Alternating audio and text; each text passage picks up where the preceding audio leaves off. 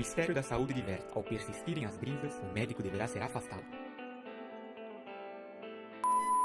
Olá você que acompanha o Justificando, esse é o primeiro episódio da temporada 2017 do seu jornal antijurídico Coisas que você precisa saber, e esse é o especial O Jardineiro Paraguaio. Quem é o ministro da Justiça do Brasil hoje? Alexandre de Moraes.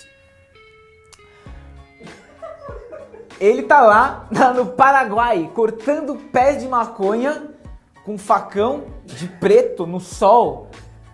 E reparem, a cada golpe a criminalidade já diminuiu.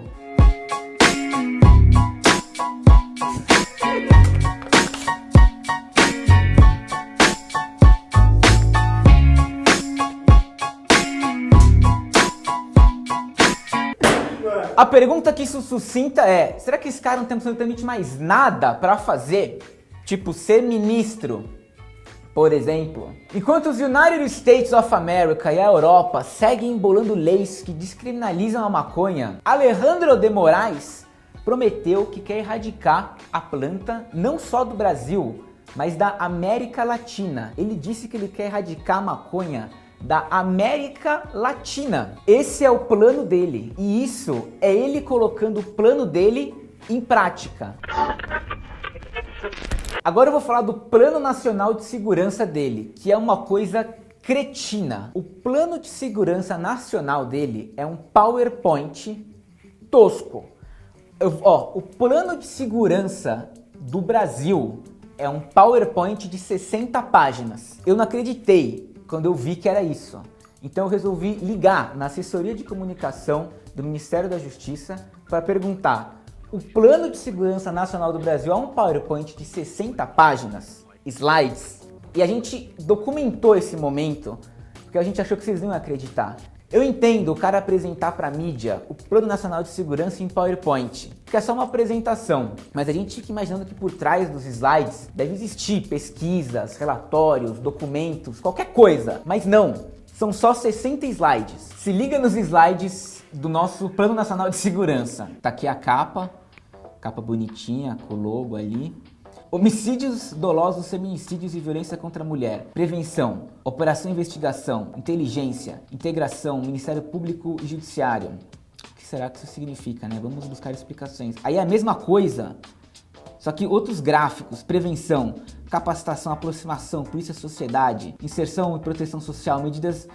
Os caras não explicam os quadradinhos. O plano é esse gráfico. Tá na moda fazer PowerPoint, velho. É muito louco que a resposta dele para a crise no sistema carcerário seja mais guerra às drogas, mais armas para a polícia e mais presídios. Cara, construir mais presídio não significa que você resolve a superlotação. Significa que você vai prender mais gente. Resumo da ópera: o plano de segurança dele é tão esdrúxulo que ele conseguiu tomar uma nota de repúdio da bancada da bala, que falou que esses PowerPoints são tudo perfumaria e que não falam nada com nada. Repara que Alexandre de Moraes ele conseguiu desagradar simultaneamente o Justificando e a bancada da bala. Além desse Plano Nacional de Segurança, ele é autor de um dos piores indultos das últimas décadas. No Natal de 2016, agora, não receberam indulto os idosos de 60 a 70 anos, os paraplégicos, os tetraplégicos, os cegos e as pessoas com doenças graves ou permanentes. O bagulho chama indulto humanitário e é dado no Natal, indulto humanitário. E o cara teve as manhas de ser impiedoso na cara de todo mundo. O mundo inteiro tá fazendo o contrário. O mundo inteiro tá ampliando cada vez mais o indulto. Porque tá todo mundo percebendo que manter gente presa é cagada. E esse indulto também não extinguiu as multas. Ou seja, ele acha que ele pode contar com o dinheiro da família de um cara pobre que tá preso. Agora vamos falar do massacre no presídio em Manaus e como o Alexandre reagiu diante desse acidente. Para início de conversa, algumas coisas que você precisa saber são: estamos falando de um presídio privado com 454 vagas para 1.224 detentos, ou seja, uma superlotação de apenas 170% e operando com 100 funcionários a menos do que o contrato com o Estado previa. O lugar tinha armas, drogas, túneis. Pensa em umas coisas que não deviam existir num presídio. Existiam nesse presídio. O CNJ já tinha visitado esse presídio ano passado e classificado o lugar como péssimo para ressocialização. E a empresa que administra isso tudo chama Humanizare. Humanizare é uma piada. Não, não é. É sarcástico só. Nem preciso dizer que essa empresa é doadora de campanha do governador. Governador esse que disse que no massacre não tinha nenhum santo, eram todos estupradores e assassinos. Ou seja, vocês estão reclamando do quê? A panela esquentou num grau que Alexandre de Moraes chegou a dizer que a responsabilidade do massacre era da empresa. E mano, o cara é autor de livros de direito constitucional. Ele sabe que a responsabilidade é dele. Tá na lei. Pega o Vadimecum do céu e abre na página, na lei, sei lá de que página, 11.079 de 2004. Essa lei diz eu tô me sentindo idiota segurando, velho. Essa lei diz justamente que uma das diretrizes desse tipo de contrato é a indelegabilidade das funções de regulação jurisdicionais, do exercício de polícia e de outras atividades exclusivas do Estado. Ou seja, responsabilidade do Estado. Beijo, me liga. O cara nem sabe direito o que está acontecendo. Quando entrevistaram ele, perguntando sobre a briga entre facções, ele disse que essa era uma análise simplista. Você achar que todas essas rebeliões e mortes são simplesmente guerra entre facções. Gente, tem imagens na internet gravadas pelos próprios detentos com celular que mostram exatamente o contrário. Os caras comemorando a briga e apontando para os corpos e falando isso aqui era tudo PCC, não sei o que. Enfim, claramente briga de facção. Ele tá dando uma de João sem braço, na verdade. Disse até que não existe registro sobre a quantidade de presos em cada penitenciária. Sendo que, mano, existe e tem nome. Chama Levantamento Nacional de Informações Penitenciárias. Tá aqui. Eu te mando por e-mail. Esse relatório mostra quantos presídios existem, quantas vagas faltam, quantas pessoas estão presas, quantas são homens, quantas são mulheres, quais as características de cada presídio, que tipo de crime foi praticado, qual o regime. Tá tudo lá. Só ele não sabe. Alexandre de Moraes criou e anunciou algo que já existe. Ele criou o Núcleo de Enfrentamento à Violência contra a Mulher, que é a mesma coisa que a Secretaria de Políticas para Mulheres, que já existe há 13 anos. Gostaria de anunciar a criação do Núcleo de Enfrentamento à Violência contra a Mulher. Mas, ministro, isso não é a Secretaria de Políticas para Mulheres? Não, é o núcleo. Fica no mesmo endereço, tá? São os mesmos funcionários, só que com uma cabeça nova, que eu tô criando o Núcleo de Enfrentamento de Violência à Mulher. E a política para as mulheres? É onde é agora o núcleo que eu criei. É lá. Bom, agora eu vou falar um pouco sobre outras grandes ideias de Alexandre de Moraes, que são as suas propostas de lei para endurecer a progressão de pena, ou seja, juntando Lé com Cré, ele quer prender mais por causa de maconha e quer manter essas pessoas presas por mais tempo e simultaneamente ele não quer investir em presídios. Quer dizer, que outra boa ideia que você teve, né? Eu te digo que outra boa ideia ele teve. Nos investimentos na área de prevenção, ele quer que o Ministério da Justiça ofereça cursos de arquivistas para as populações de áreas com altas taxas de homicídio.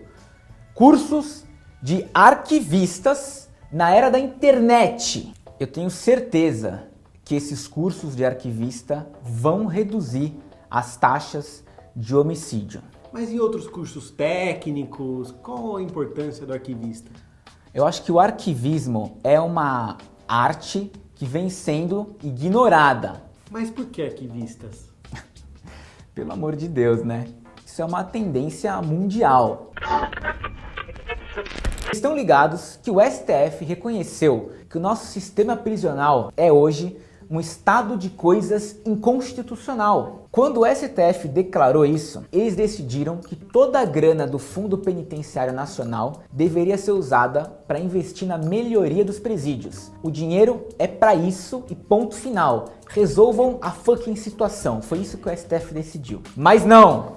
Alexandre de Moraes quer usar os recursos do Fundo Penitenciário Nacional para investir em segurança pública e não em presídios. Ou seja, ele está querendo fazer a única coisa que o STF disse que era para não fazer. No final do ano, Alexandre e o governo federal, ou seja, Temer, apresentaram uma medida provisória para liberar 1 bilhão do Fundo Penitenciário Nacional para o Fundo Nacional de Segurança Pública. E usar para que o dinheiro lá? Você me pergunta e eu te respondo. Usar para, por exemplo, ampliar a Força Nacional de Segurança, permitindo agora a atuação de policiais militares aposentados. É isso.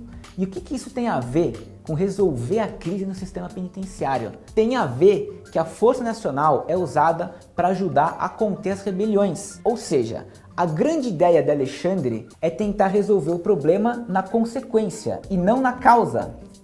Vocês entenderam? Animal.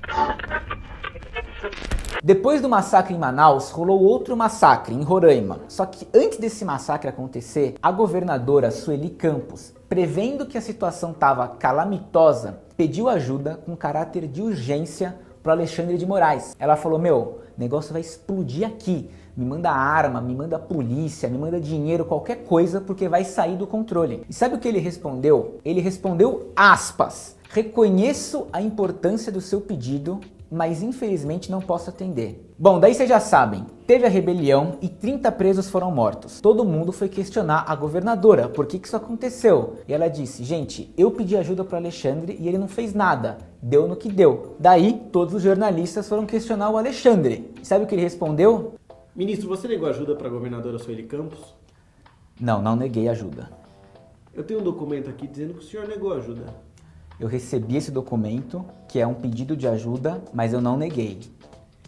Ministro, tem a sua assinatura aqui expressamente reconhecendo que é um problema prisional e negando ajuda. Eu não... Pera, que vibrou. Alô? Pés de maconha no Paraguai? Eu tenho que ir. Pés de maconha no Paraguai. Pés de maconha no Paraguai.